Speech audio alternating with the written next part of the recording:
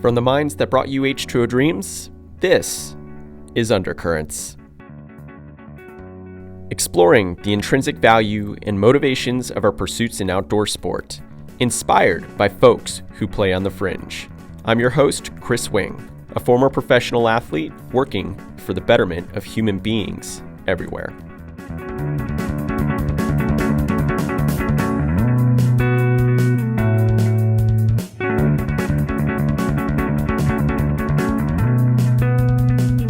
Hey all, and welcome to the first episode of Undercurrents.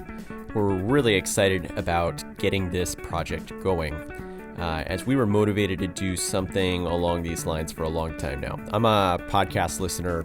I listen to a ton of different podcasts, as do probably a lot of our future listeners. What I like about podcasting is it's a bit more long form than some of the other media that we've used in the past to kind of get our message out there. And I really enjoy the interview format, as you're going to come to see the style that we're going to use probably moving forward with each subsequent episode. My goals with this podcast are pretty simple. It's to highlight athletes, people, ideas that are probably a little bit against the grain of the norm.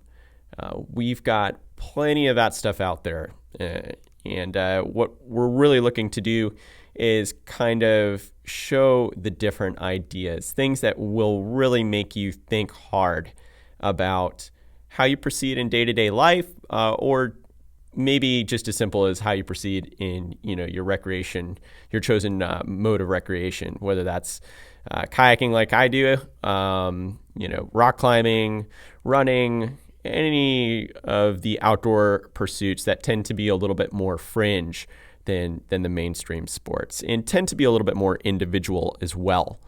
So we're really looking at what are the motivations of the individuals doing the activities that they're doing. And we really hope that you enjoy that. And we're open to ideas that the listeners send in as we move forward. My goal is that I'm going to try to, kick out one of these episodes every 2 weeks. I know that's probably a lofty goal. That's 26 episodes for a year. I'm planning on recording every Monday, and hopefully what I can do is get these things out to you all by Wednesdays. Again, we'll see how this goes. It's going to be an experiment. I'm definitely trying out some new things, but as far as the technology and stuff goes, there's nothing new there. I'm used to editing video, so audio shouldn't be too much different, right? Who am I going to interview? That's probably going to be the biggest question. There's a lot of names, especially in whitewater kayaking. I'm going to keep bringing up whitewater kayaking.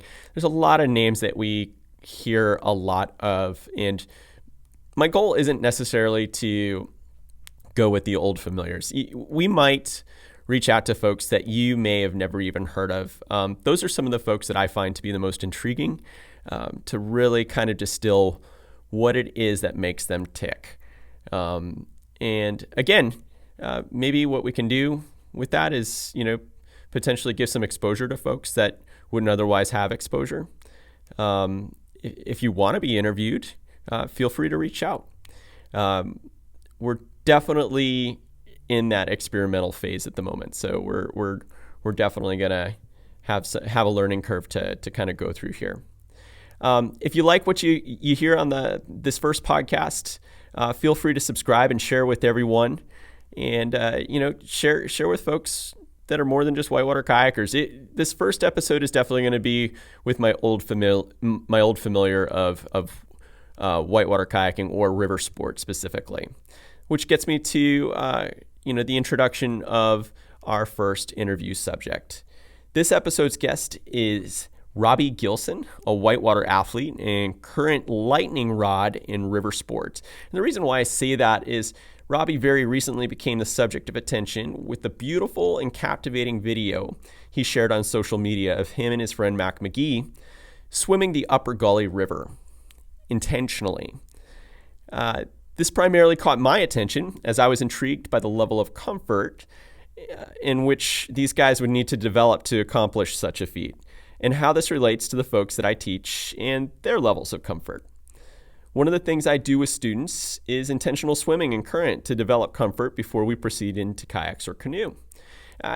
Part of that is a lot of the time we put people into river craft and we send them out into the middle of the river and they flip over or have an experience of inversion, and they've never actually spent any time in that particular environment. So they're warped out of their minds immediately.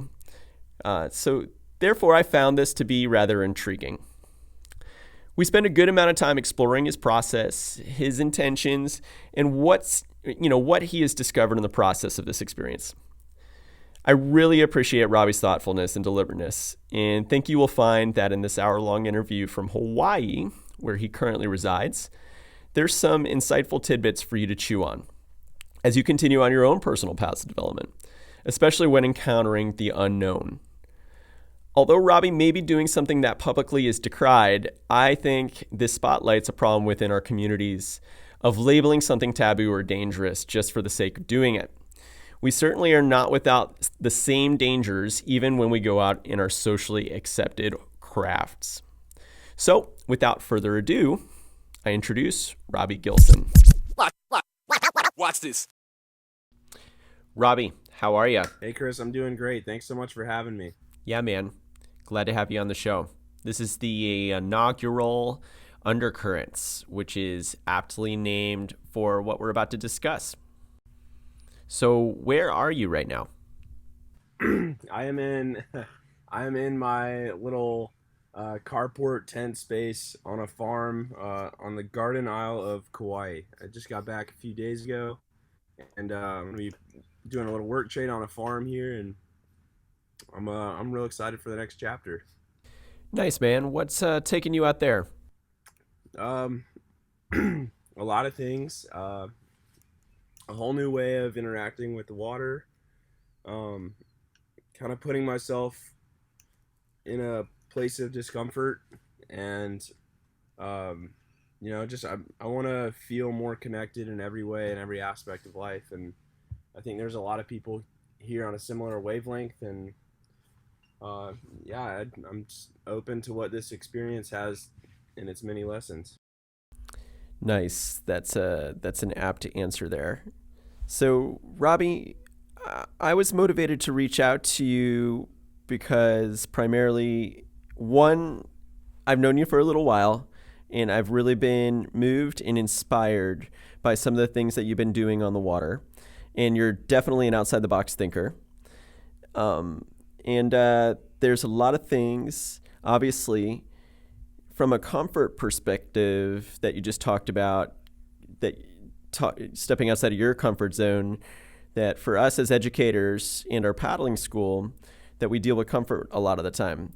So I figured a topic like this for our first episode, was perfect. And I couldn't have thought of a better candidate for our first episode. So again, thank you. Thank you for the kind words. It's an honor to be on the show. Yeah, absolutely, Robbie. So why don't you tell us a little bit about yourself? Where you're from? How'd you get into water sports? Was it kayaking? Was it swimming? What got you kind of moving on the path that you're on? Sure. Well, let's see. So I'm 28 years old. I'm from Atlanta, Georgia, born and raised in the suburbs.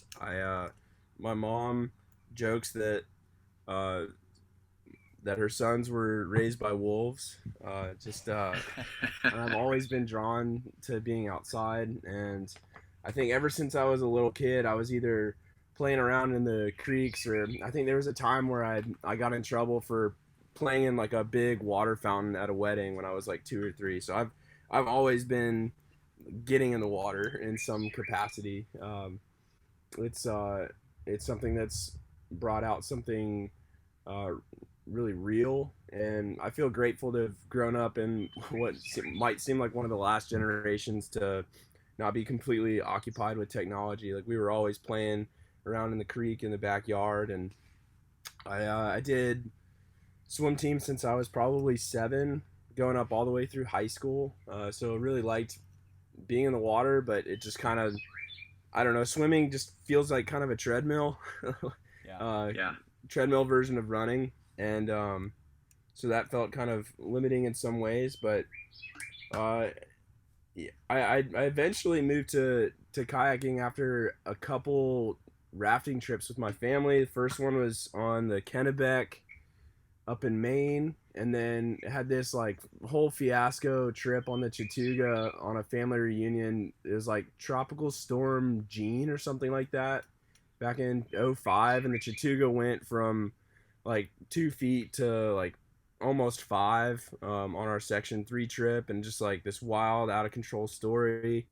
There's a safety kayaker with us, and it looked like he was having even more fun than we were having, and it was just one of those things like I just want to try it someday, and took a trip with or an instructional with Endless River Adventures. And I think after that it was like for 2 straight months after school, I wouldn't go straight to homework. I would just watch kayaking videos, because I was like, this is just going to be another fad. This is going to be like BMX, pogo sticking. This is going to be like razor scootering. You know, I'm going to get it. I'm going to get like enjoy it for a little bit, and then it's going to be over. But after about like 2-3 months straight of just watching this stuff, I had to go in and get it, and it's been a crazy ride ever since. So you started paddling just after 2005, after those initial experiences. Yeah, I'd say I really started getting into it right before I got the driver's license, and then once I got the driver's license, that's when things really picked up, because I had just a little bit more autonomy with what I could do or where I could go. Gotcha. So when you started kayaking, describe that experience. How did you learn? Was it all daisies and sunshine, or did you have a little bit of a bumpy road as you kind of got started? I would say that I was able to progress kind of quickly. Let me ask you this real quick, Robbie. How long? First of all, how long have you been kayaking for? Gosh. I mean, it's off and on with like injuries, and I guess like, you know, now I'm not kayaking, but I'm spending a lot of time in the water. So I've been doing it probably 12, 13 years now. Okay. Yeah. Gotcha. So go back to how you got started. Yeah, I mean, it's really just because a lot of people with a lot of knowledge and generosity invested time into me. I mean, that's really what it comes down to. It started with Overflow Outfitters in Gainesville, Georgia. You know, they were a thing for a couple years, and they had trips go out to different parts of, like they went out to the Ocoee, the Chattooga, all this stuff, and it was a great networking tool as well. So I kind of got plugged in like that, and then I had this guy Jason Burton, who was he was like a middle school teacher in the same school district that I grew up in, and he was super into it, and I ended up just linking up with him and a bunch of I don't know. I just had an opportunity to not only paddle with some guys around my age. There was like some kids in like around Forsyth County that were getting into it at the same time, but you know, like these guys, they all invested time into me, and just that was to have like a regular mentor, like someone with consistency, just kind of pouring into you their knowledge and wisdom in the sport is really you know, I mean, it's a real privilege, and also part of that same journey. Like I don't know, it's paddling, it gives you an opportunity to interact with people from a wide range of experience and ages, and just to hear, I mean, I think something that's really important for people to take in is to take in all parts of whatever you're experiencing. So like not just time on the water, like for instance, like on a green lap, for me, the something that's like just as important as the river experience is listening and being present during the shuttle ride, and like listening to other people's stories and what they have to share, and because you can learn a lot from people in really every situation. Nice. Awesome. On that note, you're kind of talking about some of your mentors. Are there any particular qualities or traits or special emphasis that these folks passed on to you that you feel like you carry? That's a good question. The thoughtful pause. Yeah, well, I mean, I'd hope to have the same level of like patience and sort of respect for the water, and just understanding of confidence and not letting your inhibitions prevent you from doing the actions that you need to do. Yeah. That's interesting. Most people would say that inhibitions are what keep them safe, but you just phrased it as in a way that don't let your inhibitions prevent you from doing what you need to complete. You want to elaborate on that? Sure. I think there's so whitewater can be a dangerous thing,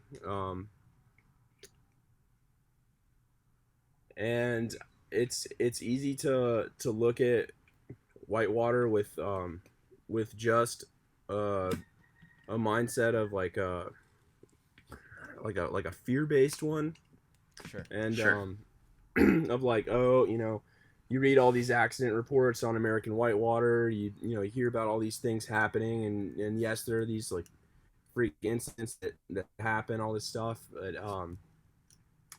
but also that it's a limiting way to see the river when you have like conscious awareness of what you're doing and utmost respect.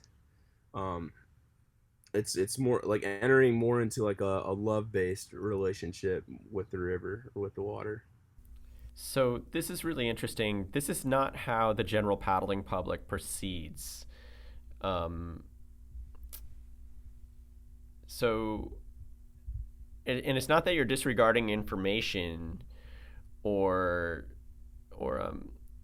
taking the lessons from somebody else's misfortunes on the river or something along those lines, but you don't let it dictate to you your actions on the river.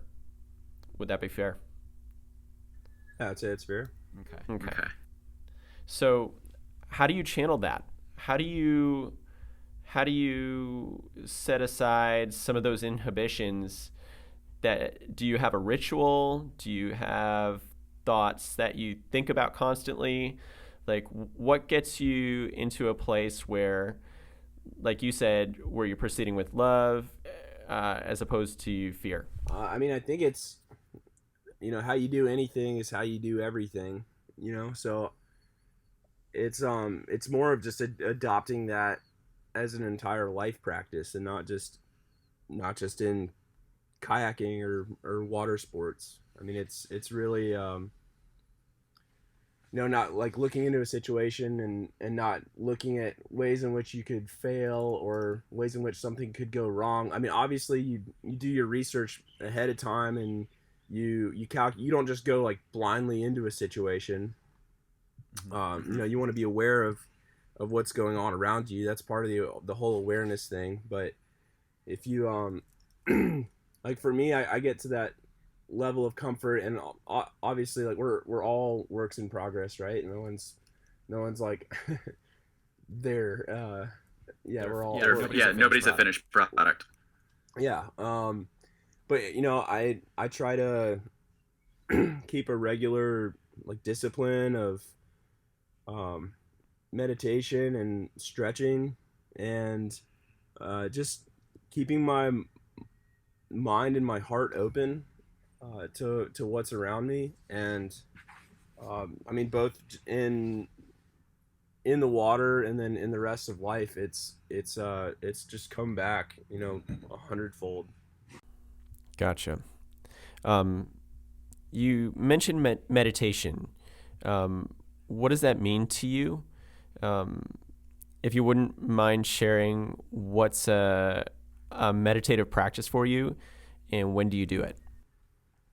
Um, I would say what I'm working towards is everything and all the time. That's what I'm working on. You know, when Right. I'm in, Right. when I'm on the road and I'm getting in some traffic, you know, that's an opportunity uh to practice like having mindfulness and presence in what I'm doing, you know, instead of just being like, you know, maybe 5 years ago or maybe 2 years ago I would have just been like, you know, expletive this, expletive that, and now it's like well, I'm here, and like I have no, the path in front of me isn't going to change. You know, what can change though is my own mindset and how I react to it. Sure. So that's you know, how you do anything is how you do everything. So but what I will say, you know, the forms of meditation that I've that draw me the most. I was in Atlanta before coming back here, and uh, you know, I like being active, and so some of the sports that feel most connected and pure and free are climbing, running, and swimming. It's like you have the least amount of derivatives from just being like just your body, right? So like if you're mountain biking, like you've got a bike. If you've got, if you're paragliding, you've got the wing, the parachute, all this. It's kind of analogous to musicians.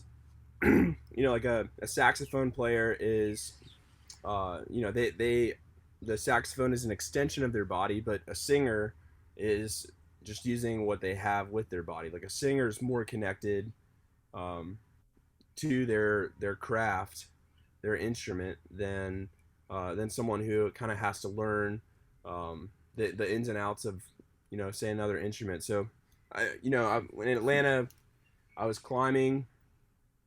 Climbing is probably I want to do more of it because I'm not comfortable on the rock like I feel on the water, and that's so for me that's more of like a, you know, that's been a better test because I'm not I don't feel as natural with it, and so I want it to feel like one of those like liberating, freeing sorts of moments instead of like breathing hard, like I, you know, trying to reach this next clip and and you know, starting to breathe heavy, and then, you know, you get lactic acid in your forearms. That sort of, you know, I haven't gotten to that sort of flow state in that sport, but um, you know, I've been there in different ways in paddling and on rivers, and I gotta say that like right now my big thing that I'm into is surfing and swimming at breaks with like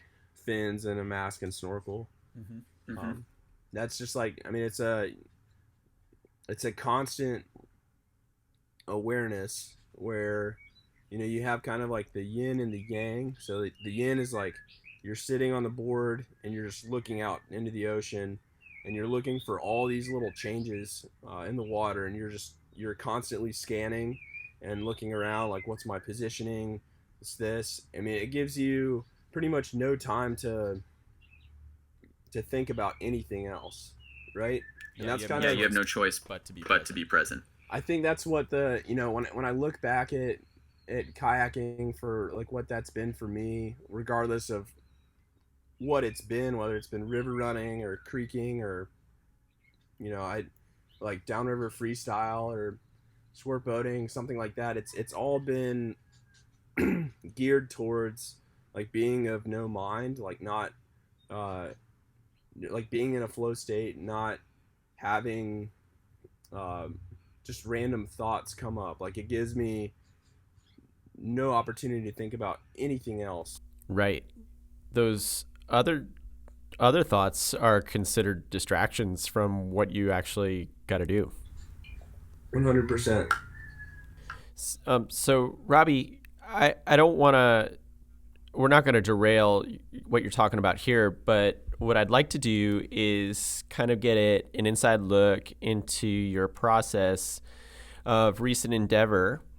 You and Mac McGee, I believe, where you swam the Upper Gauley River on purpose, which I don't think you guys are the first ones. I remember hearing stories of the Snyder brothers doing this back in the 70s or 80s or something. But what I'd like to kind of distill here is your process leading up to it, everything that you guys did in terms of your preparation, any challenges that might have surprised you, what your focus was in the moment as you moved downstream.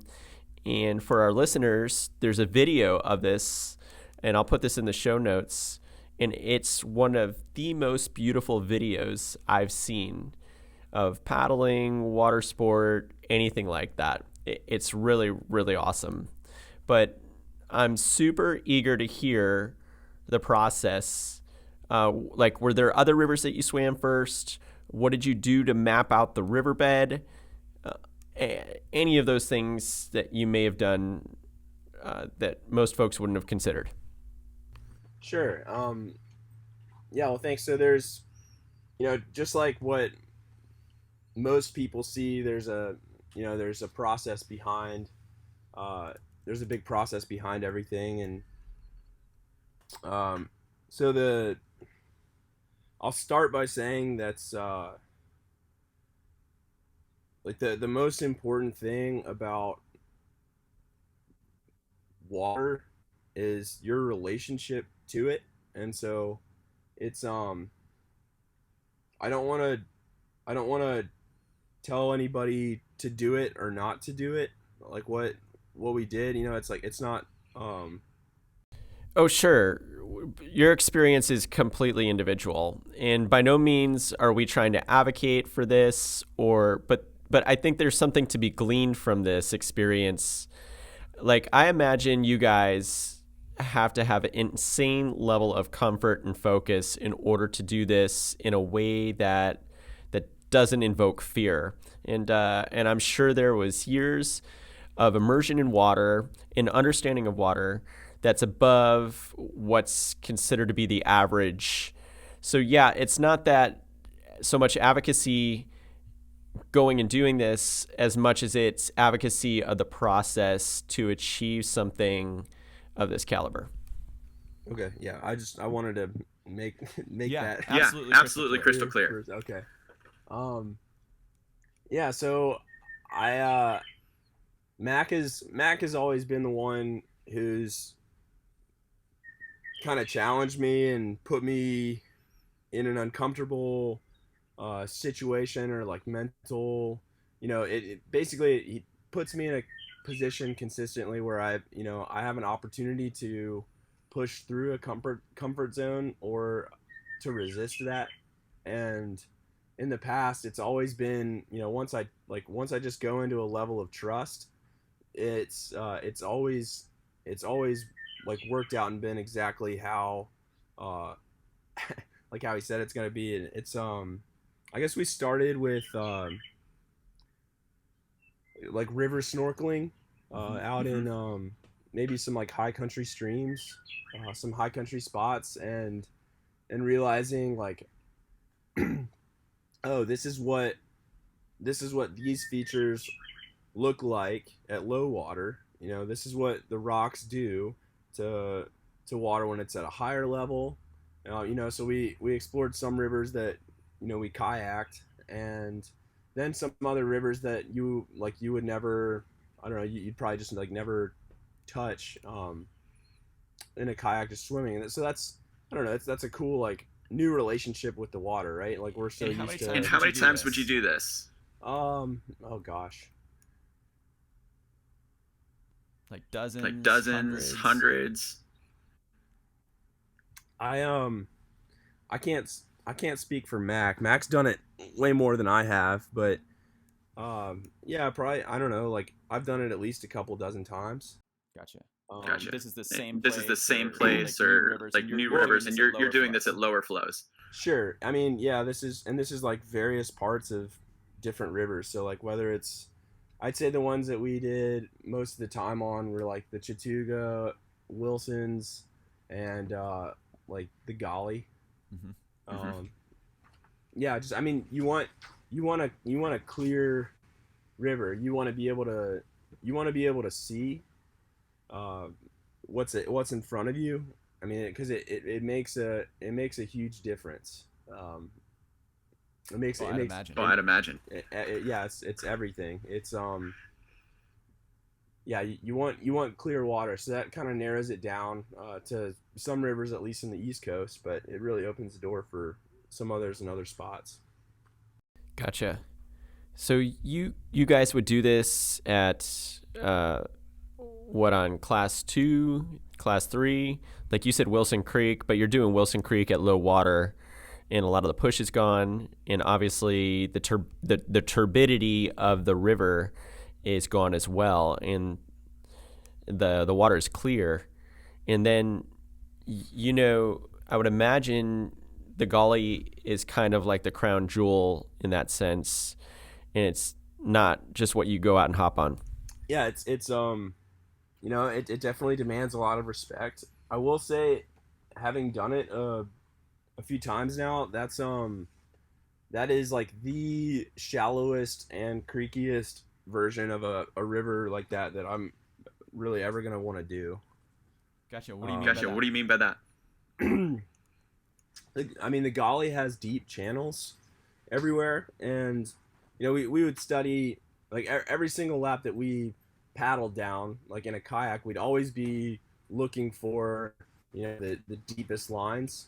Um, we'd study like hours upon hours of basically like squirt boater footage to see where they sink and what lines they're taking through certain spots.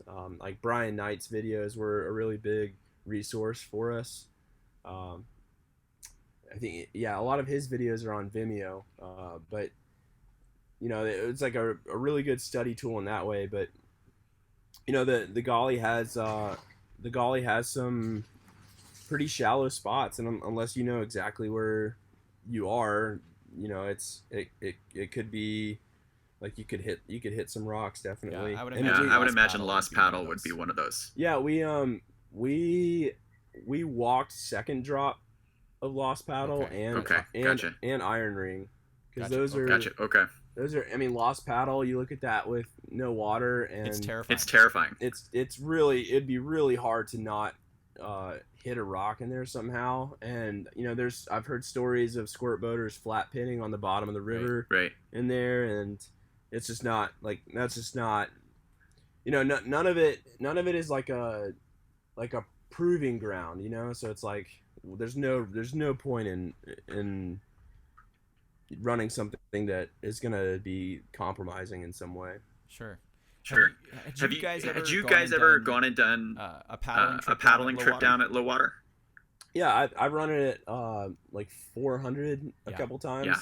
Yeah, that's And a really That's a really enlightening lap. enlightening lap. Yeah, it really is. I mean, because you see, I mean, it's just like hiking into any river at low water, right? I mean, I think that's something that every single person wanting to paddle a certain section. I mean, obviously there's some rivers that just like never get low enough, but at least on the East Coast, we, the rivers in the summertime or whenever, like you do have an opportunity to explore it at really low water. I'd say, one of my favorite, probably my favorite river to run in a kayak is probably, among the more dangerous ones anywhere I've been, Linville. And if you run Linville and you haven't gone in there at low water and explored every little crack and sieve and undercut and all these spots, you're doing yourself and your group a disservice. Yeah, I can Yeah, understand. I can understand that. That's I feel that about a lot of water situations. There's so much stuff that happens every year on the Gauley that's just full of chaos. Like like customers getting flipped out of rafts. The customers don't know how to read water. The guides might not be aware of all the hazards because they're coming in from, like, I don't know, I'm Colorado, or and they're just trying to get past for the Gauley. Just have that. Anyway, so it's like the Gauley can be a kind of chaotic time. There's, I think, I video boated on the new and the Gauley 2018 full time, and was kind of blown away by the amount of chaos that's okay in whitewater. That it's like people, like beatering is carnage. People love it. That stuff really scares me. When people go into water with an intention of chaos and let's get drunk, let's get messed up on drugs, like just going into the river with I kind of think of it as being lackadaisical. In a lot of ways, folks that I see kind of getting into libations on the river already have a lot of stress that they put in, and they're kind of looking to take the edge off, and that's one reason. We can go down a slippery slope here of discussion of why there's substance abuse in river sport, but more importantly, what I'm really trying to talk about right now is I want people to kind of understand how much research that goes into something that seems lackadaisical, but it's not. You guys obviously put in the research and the work. How many hours would you say you studied those rivers and swam and all that? If you just had to cumulatively put it all together, what would ballpark it, but how many hours do you think you put in? Not to mention all of the kayaking experience. Man, I don't know if I could just throw a number out and just know that it's right, but So a little, a lot, medium amount, or a lot. It's one of those, like, just like how you do anything is how you do everything. So Sure. it's like a Sure. it's like a total practice thing. Yeah, and you keep saying how you do anything is how you do everything. And what I kind of take that as is your personal discipline. Yes. Yeah. 100%. So it's like, trying to quantify, like how much of me studying like Brian Knight's videos is how much of that is the time, how much of it is stretching beforehand, how much of it is going in and like studying all these little like in between rapids that you don't really think about when you're in a kayak or a raft, that you definitely want to think about when you're when you're swimming or in a squirt boat.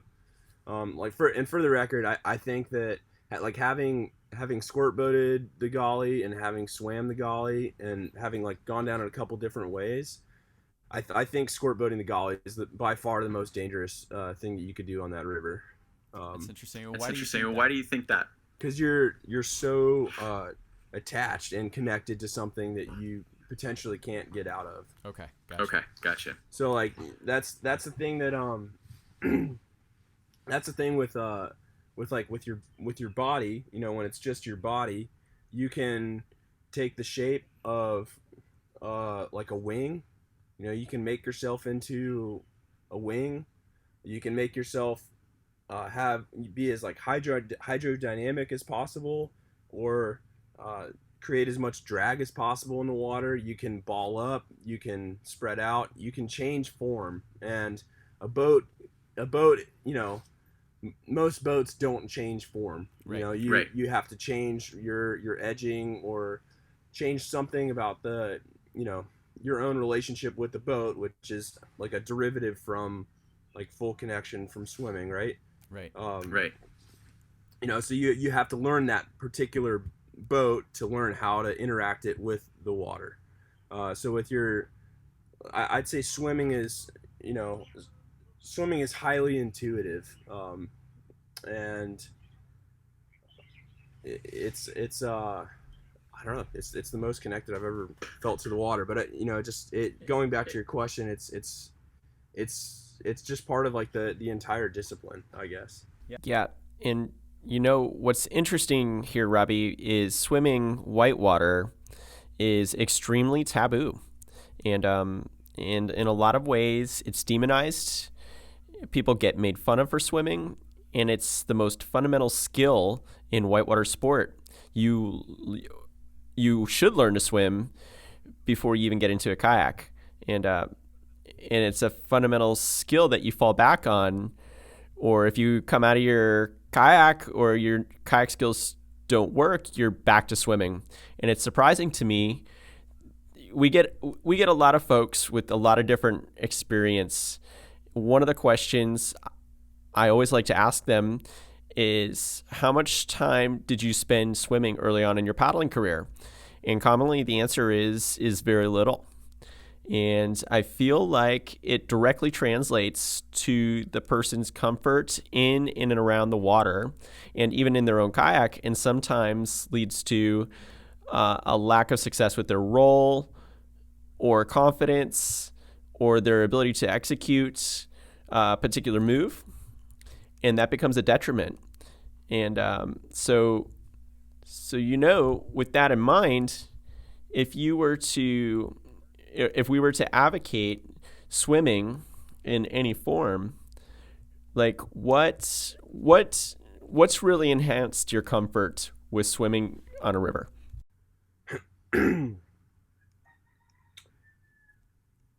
Remaining calm. And how do you do that? And how do you do that? It's like you just. Would you recommend a progression? Like where would you start? Like if you were starting from scratch, and like what would you do? Where would you start if your endeavor was purely swimming? Like as in swimming, like river snorkel swimming, or like swimming out of a kayak. Oh crap, I messed up. I would say river swimming. Again, like it's a fundamental skill that I think often gets overlooked. Like obviously people are really focused on kayaking. And personally, again, from teaching, if they're worried about swimming, then it's a distraction to execute anything in a kayak. So if we know that distractions don't lead to that flow, how would you start somebody swimming? Like, especially if we know it as being fundamental skill. Sure. Well, I think the first thing is understanding. It's almost like an initial like paradigm shift of how you even like approach it in the first place, right? Because it's been laid out to us in a fear-based model, right? It's like, don't swim in rivers. Rivers are dangerous. Just like float down with your just float down like nose and toes up until someone like picks you up or something. And so it's kind of like it's very much like if I do anything in this river, it's dangerous, and like, a stick or a rock could just get me at any time. And I don't know, you read like, news reports, or, you just hear about everything bad, right? Right. So, when all you know is everything bad, and you're taught to like fear the river and fear swimming in it, then it's, it does come off like really taboo to even think about the notion of swimming in it. But I think going into it first with a level of respect, and going into, so you're looking at like practically like how would someone do this without, or like on their own, or with like another buddy who's like savvy enough in the water, that sort of thing? I'm thinking of it in terms of a paradigm shift. Like I feel like we put the cart before the horse, especially with whitewater sport. I think a lot of folks' swimming ability never comes up, and it has a direct effect on everything they do like, would you say you've become more comfortable in a kayak or any other river crafts since you started swimming on a river? 100%. And how's that affected everything else that you've done? Have you improved? Everything's improved. Yeah. And how would you have thought about it at the beginning of your paddling career if somebody said, hey, let's just go for a swim in the river? And that might be a loaded question. Yeah. Well, I guess it depends who would be asking, and then what river. Sure. Sure. 'cause Absolutely. I don't even know if I would swim like the Ocoee, because the Ocoees are like at least like prone head first. Because I don't even know that river well enough with regards to the deep spots and the shallow spots. But there's like a certain kind of like, and that right there is, that's cart before the horse. That's like, I guess where you want to start is a place with just like a deep eddy line that's clear and calm. Yeah. Like something that's just like a subtle ripple, something like that. So, because what we see when we're in a whitewater craft, unless we're squirt boating, I guess, you're just seeing what's happening on the surface. Yeah. And you can, we know that a rock forms a wave when there's not too much elevation change in the river, and there's a lot of water going over it, and the rock, it has to be shaped a certain way for a wave to be shaped a certain way. We know that a pour over is caused from a slightly greater drop in gradient and maybe not as much water going over a rock. Like we know these things, but we don't know what they're actually doing below the surface. And I think that's the most I guess most you hear like some of the better kayakers like growing up would just use like foamy boaters. They would just like put little pieces of foam, and whether it's like a waterfall or just seeing like how it floats when there's when it's just being moved by the current, it's not doing anything on its own. You can learn a lot from that. You can learn a lot from that, and I'd say my understanding of the river and of current is it's so much deeper now, looking at the river on a three-dimensional plane. You can see it, because when you can see how current is moving, when you can see how bubbles are being moved and how leaves are being moved, you're seeing how I don't know, it's crazy. You're kind of seeing the you're seeing physics played out. It's like general relativity and quantum mechanics like all in one, so it's like if you enjoy science or just thinking about the way that particles move in the world, it's like a fascinating discovery too. It's not just for kayaking purposes. I don't even know. I feel like I'm going like off all these tangents. No, that's okay. That's for the listener to kind of continue to dive down. And hopefully what we're doing is kind of just showing an opportunity or a possibility. For me, swimming was taboo, just like any other paddler. I was a scared paddler for a long time. And, I was teaching kayaking even, and I was teaching fear-based learning and teaching concepts. And we don't do this because of this. Instead of we do this because of that. It's kind of that idea of pointing positive. But working with kids really opened my eyes, primarily because kids are much more intuitive swimmers than even adults. And one of the things that we were trying to do to enhance their comfort was go and swim rapids. And granted, it was at the whitewater park in Charlotte, but still, it was powerful current. It was still the same dynamic. And we just hop in and swim some rapids, and starting small and working bigger. But I realized when I started swimming with these kids is, man, I suck. And Swimming. two, I was really uncomfortable with it.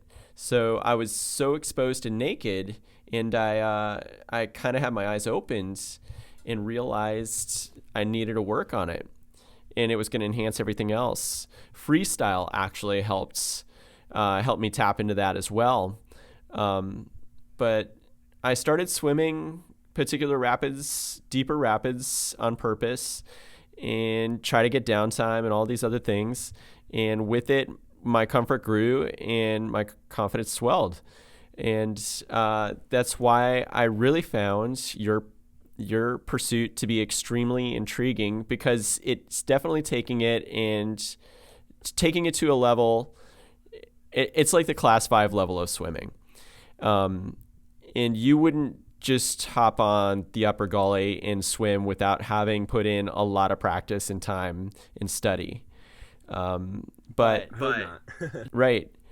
But now it's like you said, it's enhancing all other aspects of paddle sport, surfing, and continuing to enjoy the river, and your understanding the river is much deeper. And you're also getting to see the biology, everything that's living underneath the water. And we remain pretty ignorant to that. And again, fear-based learning creates this limitation. We don't do this because of this. Those are good for maybe the people that are only going to do it once. But almost immediately, if you are getting invested in the sport, you need to actually study and get a deeper understanding and put in the time to develop the comfort. We go on this paradigm of teaching where it's comfort, orientation, and execution of skills. You can't execute a skill perfectly without spatial awareness first, and you can't have spatial awareness if you don't have comfort. So that's why I really found this to be so intriguing. So let me ask you this. You brought up Mac as kind of as your instigator or motivator. Aside from Mac, were there any other individuals that you used for inspiration outside of the paddle sport world, or even in the paddle sport world, as motivation to pursue this?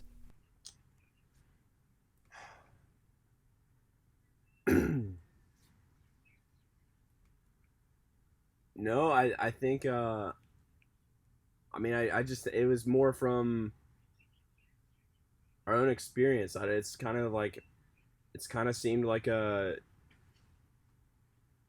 cool I don't know what I love about Mac is he discovers things for himself, and he doesn't like go on a trip or do something because somebody else did it before him. He likes figuring stuff out for himself, and that's something that I try to take into my life. But I've been inspired by, I heard I talked with Jim Snyder a little bit about the swimming, and he said that it was just Jeff Snyder who did it in the 80s, and Okay. I haven't even gotten a chance to talk with him about that, but he had like a I guess he had like a specially made wetsuit and like maybe life jacket for that purpose. So, but most of what we wanted to do with that, and then Rivers moving forward, has been just basically thinking about your body is the dense boat. Like your body's able to stay on the surface, and like when you want to like chark under and into a current or eddy line, or you can sink down, and if you're just a little bit above neutrally buoyant, you don't have to expend any energy to come back up, which is that to me, that's like the you could go downstream into like into a little seam, and like you can like Indian style, like cross your legs, like, and like push up. We wore these webbed gloves, and you can push up and go into a seam, and then just kind of like reverse snow angel, and your hands go up to the above your head, and all of a sudden you're underwater, like going underwater, almost in like cross-legged, just spinning underwater, and you can just like sit there and just wait for it to take you back up. That's pretty awesome. Pretty awesome. You talked about equipment a little bit. Is there any special equipment you used? Sure. So I can tell you what we used, and kind of go from there. So, you want to be at a point where you can breathe freely and be like just completely like sprawled out and kind of feel like you're in a zero gravity chamber. Like you want to have enough neoprene on you to just be like both like a small like subtle cover, but also like just keeping you like above the surface. I think I forget what thickness Mac used, but I had like a 5.5, 4.5, and that was plenty warm for the Gauley. And that offers a lot of buoyancy too. Yeah, and that's something that in the whole like taboo whatever world, like people like to say like an argument that the wetsuit doesn't provide enough buoyancy, but I haven't weighed, I haven't done like the weight test of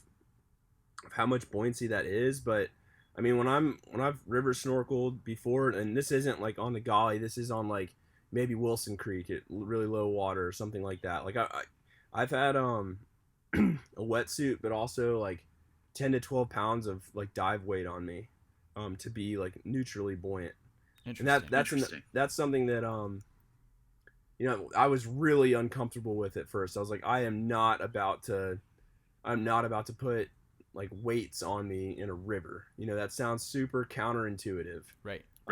And that was one thing that like I like trusted Mac, who had been doing it on his own, and he like tells me that it's okay, and so like I've like learned over time to like trust more of that. And obviously you don't want to like just start out with something, you don't want to start out with something big, but if you can get yourself to a point where you're neutrally buoyant and you can interact with current without having to expend like energy to go down.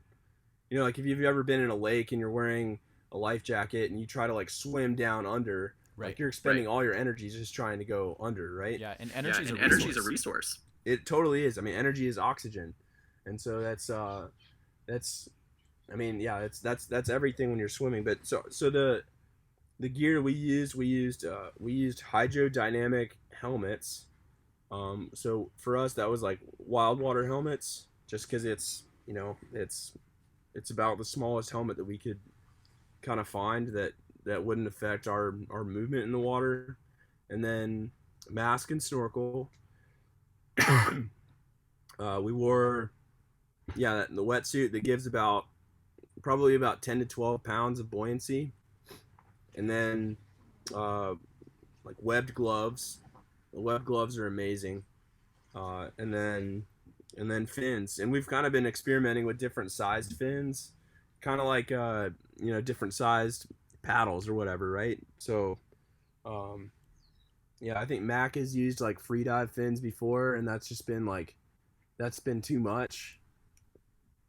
Like if a big current hits you, then it can kind of like hit that, and you think about the surface area of that, or like that as a wing, that could just like take you down where you wouldn't want it to. Like I think there was the first time Mac swam it was the fall of 2018, and I had all that gear with me, but I was on a riverboard, and because I was kind of scared of the idea of doing it. So in the big rapids, I would hold onto the riverboard and like riverboard down the Gauley, but on the smaller spots that I knew were deep, I would push the board away and kind of, I don't know, that's kind of how I merged into it. But I remember Mac going in, like Mac went into tumble home the first time and just got like, there's a seam on the right side. He entered from like the right side on the top, and there's a seam that just wanted to like take him down with the size fins that he had. So it's trying to find like the appropriate size, you know, like not too big, not too small. You want the Goldilocks syndrome there. So I was using Defin kicks is what I was using, and those are perfect. They kind of look like a Snyder blade. Gotcha. Okay. So equipment will change based on environment, just like choosing a creek boat over a play boat, based on environment. Knowing your equipment, being familiar with it, and knowing how to use it. You guys were doing the same kind of stuff. Did you have a place where you would experiment with stuff? Probably Wilson. Okay, that's a good one. It's all bathtubed out. Yeah, it's beautiful. I mean, it's super clear. It's and it's surprisingly really deep. Yeah. In a lot of spots. Interesting. All right, so I've got another question here for you. Again, video doesn't capture the process. It definitely captures the highlights for sure. Before you guys put on the gully, what was the discussion that you guys would have? Did you have contingencies? Did you communicate places where you get out and scout? Did you pick lines? You know, or did you just bomb? I think, well, going into it this fall, so Mac and I only did it once together, and then I think he had like a ruptured eardrum or something from a previous like free diving thing like the week prior, and he just like really aggravated it on that on that trip. But yeah, so we did it once, and it was more of like when you're, I don't know how to say it. My crew, like the people that I roll with on the river now is very tight. I used to just kind of paddle with anybody, and then I've had experiences that have drawn me away from just paddling with randos at the put in, or you know, like I'm not afraid to be stern with people if they ask me about, you know, to do something dangerous with them and I've never met them. You know, so my crew is tight, and that's kind of lent itself to most people I paddle with now. It's just like nods and stares, like we just kind of get each other. And that level of communication, like, you know, we knew that we were gonna like walk iron ring and second drop, and just kind of communicate as we were going down. You know, if either one of us didn't feel right, there's a hike out spot at Carnifax Ferry above Pillow, and then there's you know, there's a road on the right side of Sweets. There's a road like the evac road for the Gauley is on the left side after the meadow. You could hike out on river right of the meadow and get out that way. So there's exit points on the Gauley, and it's good to know about those. But yeah, I guess we went down, and But there was a lot of communicating on the front end. Like, you guys had a plan going into it. It wasn't just today's the day. You can say there was a process leading up to it. Yeah, there's a process, but then like once you actually get to like, you know, game day or whatever, like there wasn't much there wasn't a ton of talking, if that makes sense. Like, I think some of my best days, the communication was nonverbal. You know, it becomes a distraction in some ways. Some folks would say they don't like to get out to scout or talk about things, or because it psychs them out, something like that. But you got to do your research. regardless, you can't just go into something blind, especially something dangerous. So you guys, like you said earlier, paddled down, looked for deep channels, but you guys got to a point where you're able to be purely nonverbal. Like, so I mean, on it's the kind river. of like I mean, and I'm just thinking about this because it's kind of been fresh on my mind. I watched on my flight over here. It was a long flight. You know, one of the movies that's available to watch is Free Solo. Oh yeah. You know, I've seen it a couple times now, and you know, like the whole story is like, you know, the preparation for it, right? Yeah. And going through all the variables of, you know, what could happen, like how do I mitigate the risks? What am I gonna do here? What I'm gonna do here is like going to work for me every time, and then like gets down to it, and you know, it's just like he just does it. You know, he's not. It's not. You don't hear. He's not talking. You know, he's not doing anything but being fully immersed in the moment. Nice. So you, in a lot of what we would call that is visualization, and you're recalling previous experiences to help you visualize. When or if you experienced adversity on the river, how did you handle that? Like adversity on the river. Yeah, like adversity, like things didn't go according to plan, or did everything go the way you visualized? Everything went how we visualized it. That's incredible. Not all the people can say that. That's really, really incredible. Wow. That's impressive, Robbie. Okay, so you have experienced adversity on the river. What has helped you overcome that adversity? I think knowing limits, I'd say, like, relative to my comfort and skill level now, I'm a lot more conservative than I used to be.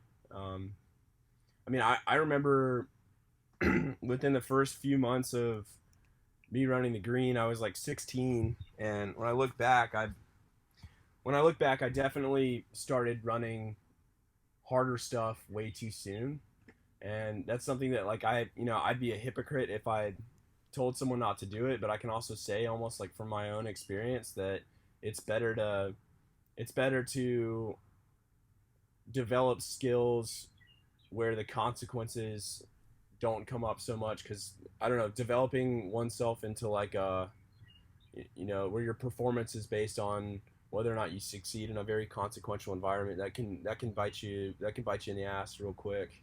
Yeah. On whitewater. But gosh, tell me the question again so I don't go too off tangent. When you experienced adversity, something didn't go the way you visualized it. What aided in your success to overcome it? Or did you have any experiences that just really woke you up?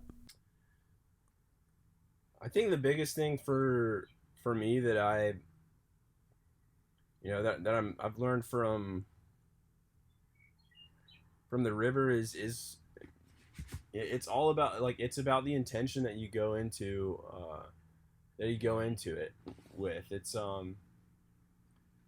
I'd say I paddled in like with kind of like an ego based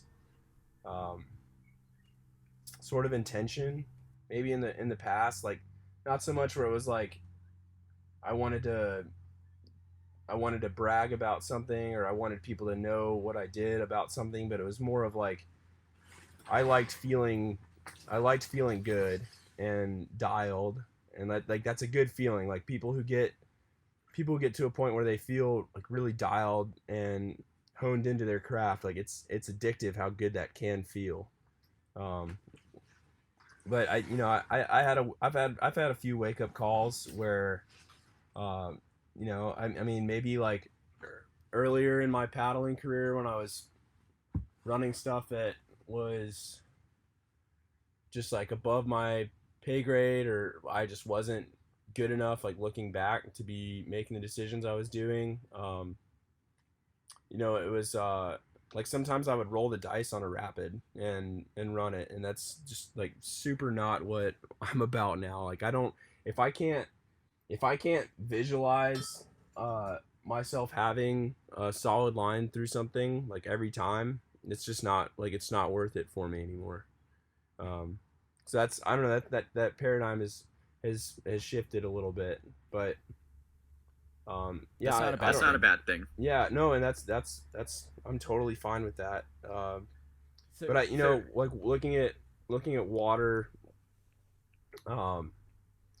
it's like a pay attention to your intention. If you have the intention of like this, machismo, like I want people to know that I'm good, or I want to do something hard because that's where I derive my sense of identity and worth.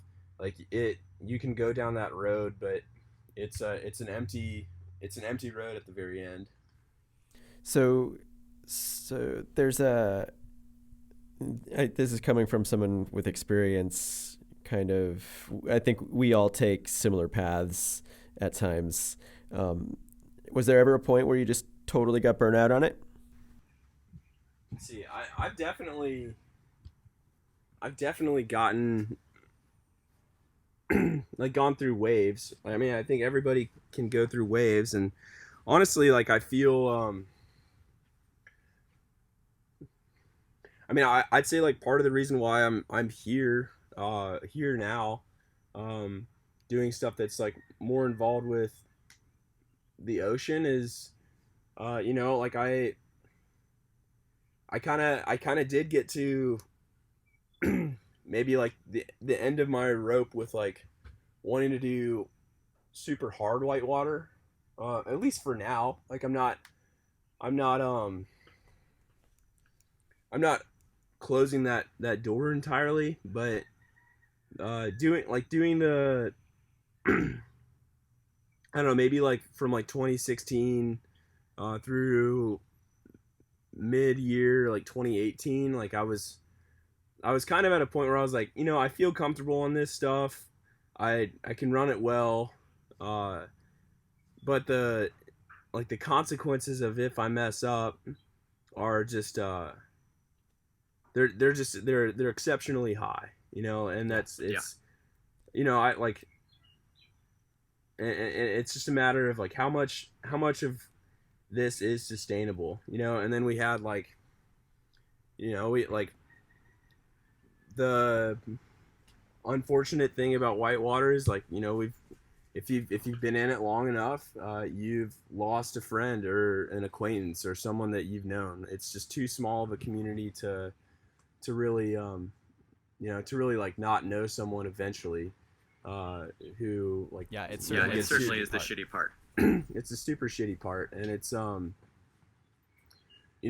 think for me, like I backed off a lot on how hard I want to push it after so I mean I've had a few friends pass in the sport, and I don't want to like harp too much on this, but like I ended up living with the Rays I guess, like I was there like with them a year ago, but when I came back to Asheville from the Fayetteville season, like I wanted to live with them because I wanted to really feel more connected to, like, all right, I'm a friend of this person, but what is it like to be processing through this as like a family member? You're trying to understand the loss.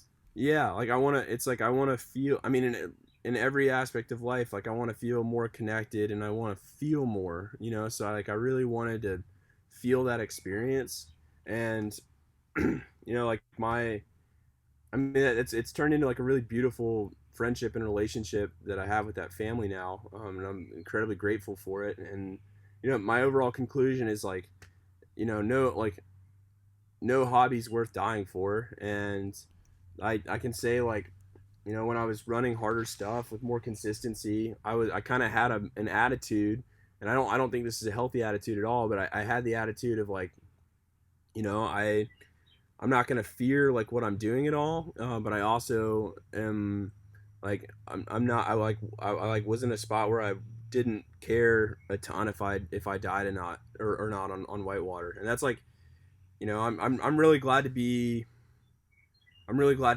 out of that sort of mindset now, because it's a really unsustainable one, and it's one that like I felt like I was I felt like I kind of put kayaking in my life as like the only thing that made sense, or the only like something that I was good at and wanted to just keep getting good at and pushing, because that felt good. And then the serotonin or dopamine like hit that you get from doing the same thing kind of goes down over time, and so you end up wanting to heighten the experience a little bit more. It's like it's very it's very close to what you'd look at with like a substance abuse. Yeah, it's chemical. Yeah, it's chemical addiction. Yeah, it totally is. And like when I kind of realized that, it's like, oh gosh, like I haven't been, I've like told myself, that I've never been like a, one to like abuse substances, but like here I am,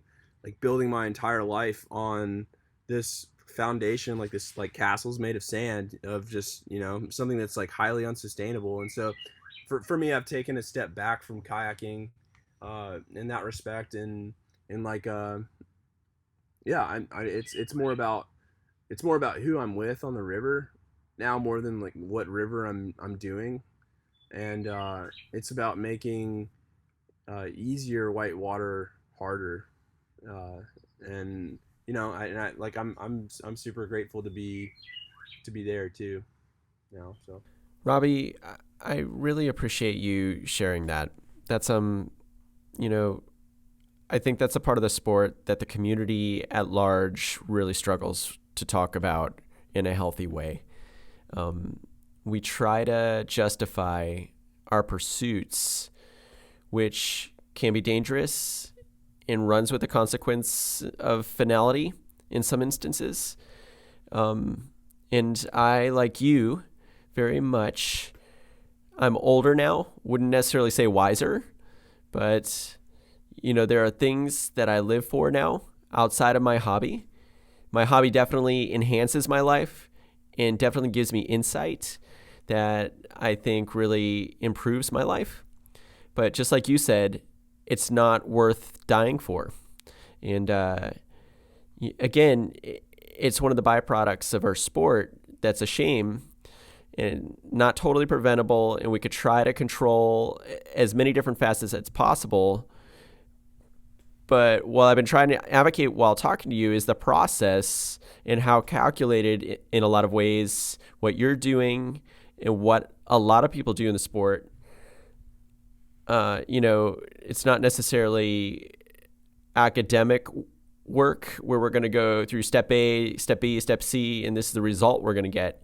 But we can actually get to a point where, where it's more of a feel, it's a recognition, if you will.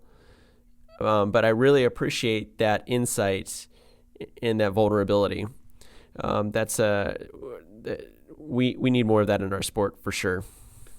Thanks, Chris. I definitely agree. I think we need more than, there's way more depth. There's way more depth to the sport than just, running big drops and, brown claws and, whatever. There's so much more to be It's all gleaned. about the brown claw, isn't it? Yeah, there's so much more to be gleaned about the human experience from getting to interact with water through that medium than we allow ourselves to define for ourselves, especially what we project outwardly to others. Yeah, absolutely.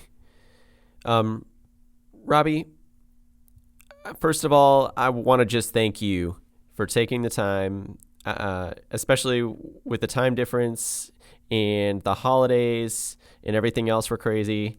I'm really excited about what you're doing and looking forward to what you put out media-wise with your time in Hawaii. You got a really great creative spirit, and hopefully folks appreciate that. I would like to ask you one more thing. For those that are cutting their path in water sports specifically, if you had to look back on your own career and something you would have done more of, less of, what advice would you give someone just getting their start?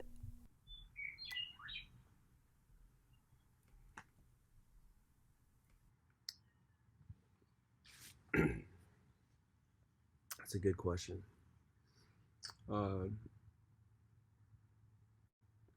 I would say pay attention to your intention. Like what do you want to derive out of the experience? What sort of rivers do you want to be paddling? What sort of style do you want to have? What sort of relationship with the water do you want to have? Because it's something that your relationship with the water should be an individual one, and not something that's based off of something that other people are doing necessarily.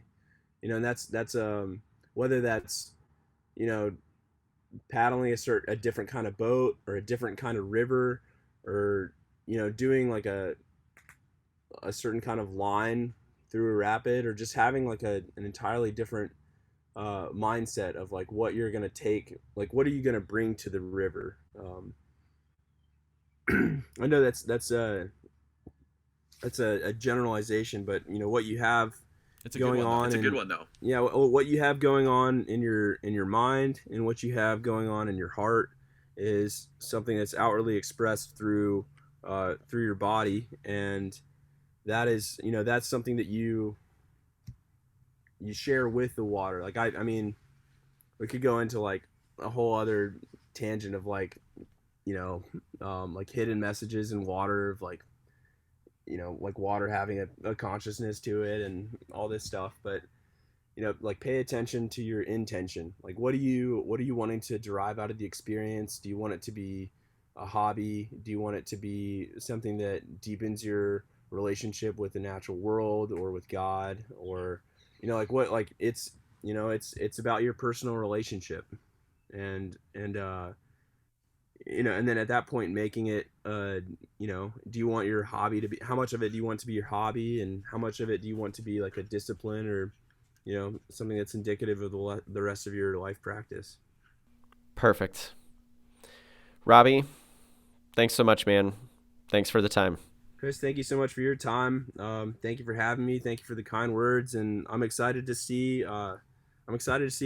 what this podcast will do for the greater community. Thank you for all of your hard work and everything you do to enhance the sport. Awesome, man. You take care. Peace and love, my friend. Man, what an interview. Firstly, I want to apologize for those that hung in there until the end. I had some bumps in the road with learning, and the audio had a few moments where it was rough. Needless to say, our future episodes should be more dialed. I think the story with Robbie made any suffering worth it, though. I couldn't have asked for a better first interview. Robbie's thoughtfulness shined through, and I hope the listeners can divert their attention away from how controversial of a feat what Robbie and Mac did, and understand that it was a process. By no means are any of us advocating going and doing this yourself. Not unless you're ready for a load of prep and possible criticism. River snorkeling has and will continue to exist in the realm of misunderstood, but hopefully this helped shed a light in that murky realm. You can follow along with Robbie's current exploits and discoveries with water in Hawaii on his Instagram page or his YouTube channel at Robbie Gilson. All one word, ROBBIEGILSON. I want to thank you all for tuning in. We've been sitting and brainstorming stories, interviews, and possible formats to use as we move forward. If you have feedback, you can email us at undercurrents@h2odreams.com or drop us a message on our Facebook page. As always, help us grow by giving a like, a comment, and a share. Until next time.